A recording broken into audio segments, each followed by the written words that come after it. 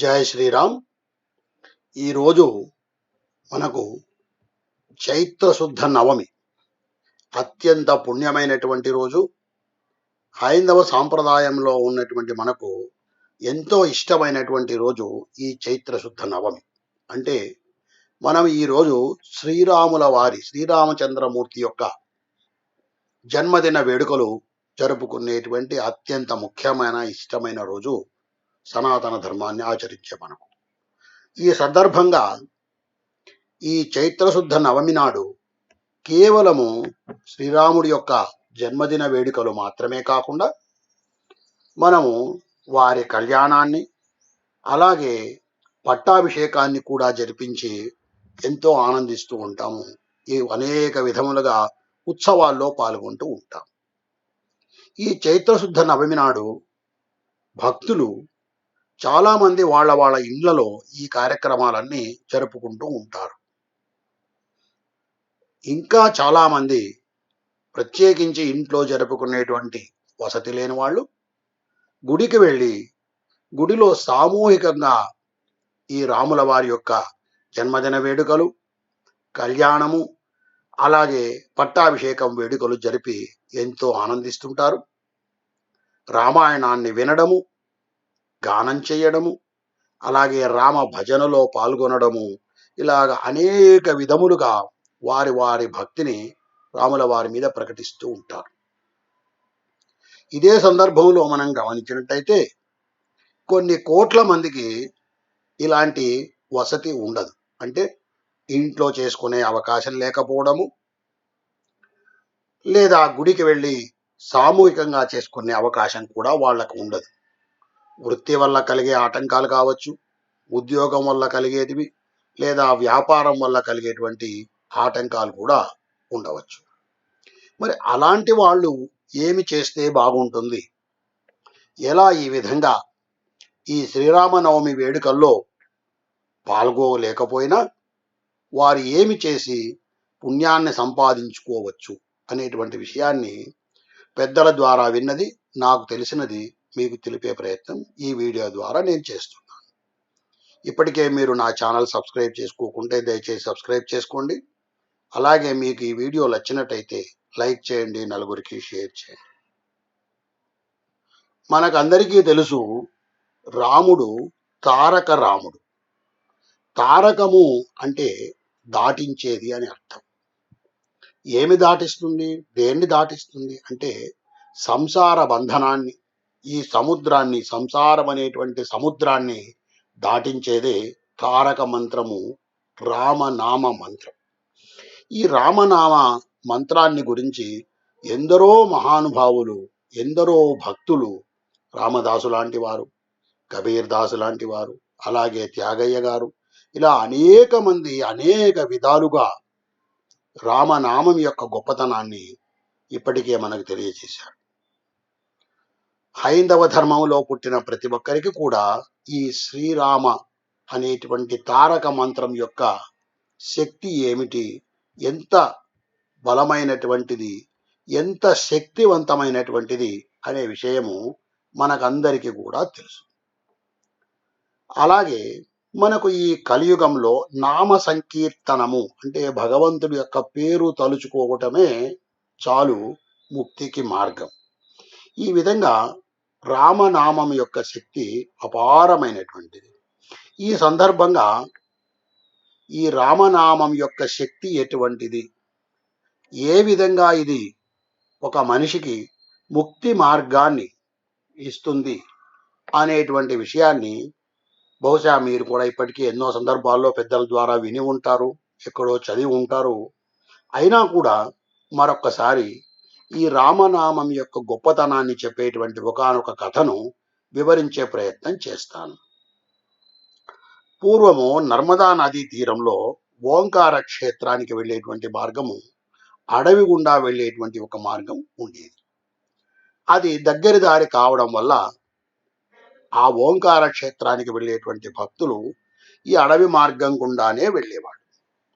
అయితే ఈ అడవి మార్గం గుండా అనేక మంది భక్తులు వెళ్తూ ఉన్నారని తెలుసుకున్నటువంటి ఒకానొక దొంగల ముఠ ఎలాగైనా సరే ఇక్కడ దోచుకుంటే ఈ భక్తులను దోచుకున్నట్టయితే చాలా ఎక్కువగా ధనం దొరుకుతుంది.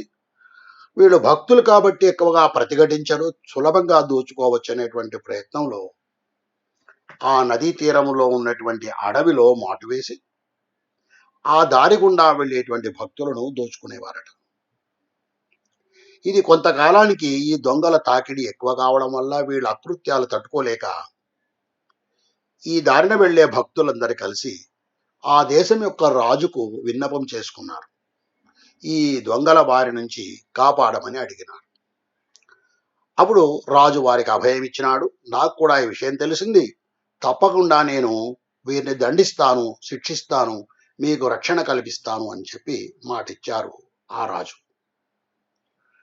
కొంతకాలం తర్వాత ఆ రాజు సైన్యములో కొందరు ఒక పెళ్లి వాళ్ళు, అంటే ఒక పెళ్లి బృందం వెళుతూ ఉన్నట్టుగా మారు వేషాల్లో ఆ దారి గుండా వెళుతూ ఉన్నారు.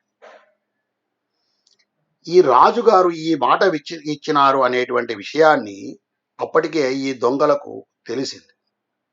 అందువల్ల ఆ దొంగలు ఒక నిర్ణయం తీసుకున్నారట. ఎలాగైనా సరే ఒక చాలా పెద్ద దొంగతనం చేయాలి.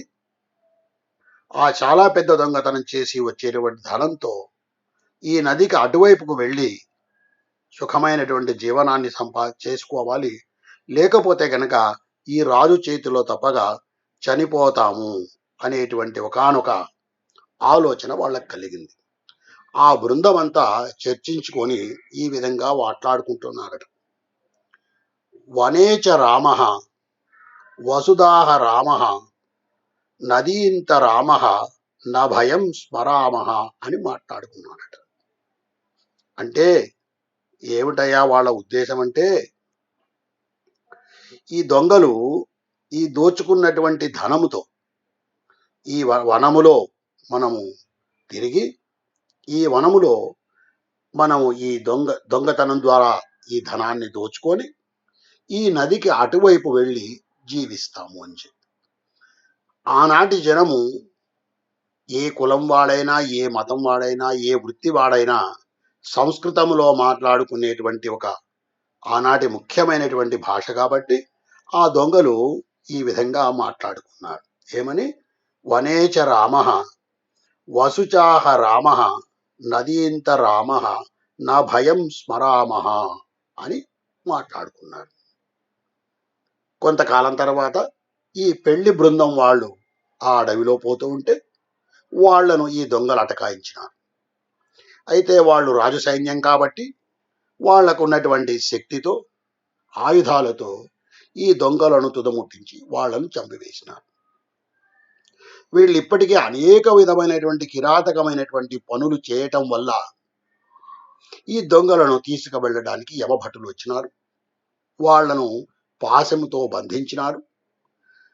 తీసుకువెళ్లే ప్రయత్నం చేస్తూ ఉంటే అకస్మాత్తుగా అక్కడ విష్ణువు యొక్క దూతలు ప్రత్యక్షమై, ఈ దొంగలను తీసుకువెళ్ళవలసింది మేము వైకుంఠానికి తీసుకెళ్ళాలి, మీరు యమలోకానికి తీసుకెళ్ళడానికి వీలు లేదు అన్నారట. ఆ యమభటులకు ఆశ్చర్యం కలిగింది. ఇది ఏమిటి? తీవ్రమైనటువంటి దుర్మార్గులు వీళ్ళు, అనేక విధములుగా అనేక మందిని కష్టపెట్టినారు. అటువంటి వీళ్లను స్వర్గానికి వీళ్ళు తీసుకుపోవడం ఏంటి, వైకుంఠానికి తీసుకుపోవడం ఏమిటని చెప్పి వారితో వాదన చేసేటువంటి ప్రయత్నం చేసినారు. అప్పుడు ఆ స్వర్గము నుంచి, విష్ణులోకము నుంచి వచ్చినటువంటి ఆ దేవదూతలు ఈ విధంగా చెప్పారట. వీళ్ళు రామశబ్దాన్ని ఉచ్చరించినారు. రామశబ్దాన్ని ఏ విధంగా ఉచ్చరించినారు వీళ్ళు అంటే, ఇందాకే మీకు చెప్పాను, వనేచ రామ అనేటువంటి ఆ 4 పదాలు వాళ్ళు మాట్లాడుకుంటూ, అంటే ఈ వనంలో మనం తిరుగుదాము, బంగారాన్ని దోచుకుందాము, నదికి ఆవలి వైపు వెళ్ళిపోదాము, అక్కడ సుఖంగా జీవిద్దాం అనేటువంటి ఆ మాటలు చెప్పుకునే ప్రయత్నంలో సంస్కృతంలో చెబుతూ వనేచ రామ, వనేచ రామ, వనేచ రామ, వనేచ రామ, ఈ విధంగా రామ అనేటువంటి ఆ పదాన్ని వాడుతూ వాళ్ళు రామ రామ రామ అని అన్నారు. అంటే భగవంతుని నామాన్ని సంకీర్తనం చేసినారు. రామ అనేటువంటి ఆ పదములో శ్రీ మహావిష్ణువును, అలాగే పరమశివుని, తలుచుకున్నారు కాబట్టి వీళ్ళు మహాపుణ్యాత్ములు, స్వర్గానికి వెళ్ళడానికి వీళ్ళు అర్హులు అని చెప్పారట. ఇది ధర్మ సూక్ష్మము, ధర్మములో ఉన్నటువంటి ఒక నియమం ఇది అని చెప్పి కూడా ఆ విష్ణుదూతలు చెప్పినారట. ఈ విధంగా దొంగలు వాళ్లకు రాముడి యొక్క పేరు తలుచుకోవాలన్న ఉద్దేశం ఏమాత్రమూ లేదు. కేవలము వాళ్ళు సంస్కృత భాష మాట్లాడేవాళ్ళు కాబట్టి ఆ భాషలో చరామహ అనేటువంటి ఆ పదాన్ని వాడుతూ రామః రామః అన్నందువల్ల వీళ్ళు 4 సార్లు రామ రామ అన్నారు కాబట్టి వీళ్ళందరూ స్వర్గానికి వెళ్ళడానికి అర్హులు అని చెప్పి ఆ విష్ణుదూతలు ఆ దొంగలను విష్ణులోకానికి, స్వర్గానికి తీసుకుపోయినారట.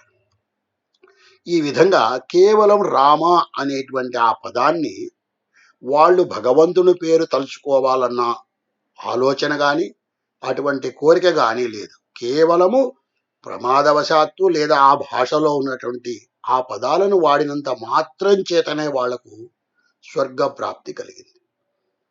ఇప్పటితో కథ అయిపోయింది. దీన్ని బట్టి మనకు అర్థమయ్యేది ఏమిటి అంటే, మనలో గుడికి వెళ్ళలేని వాళ్ళు, మనలో ఇంట్లో రాముల వారి యొక్క ఆ దివ్యమంగళమూర్తికి ఎటువంటి సేవలు చేయలేనటువంటి వాళ్ళు కూడా కేవలం రామ నామ స్మరణ చేయడం వల్ల తప్పక ముక్తిని పొందవచ్చు.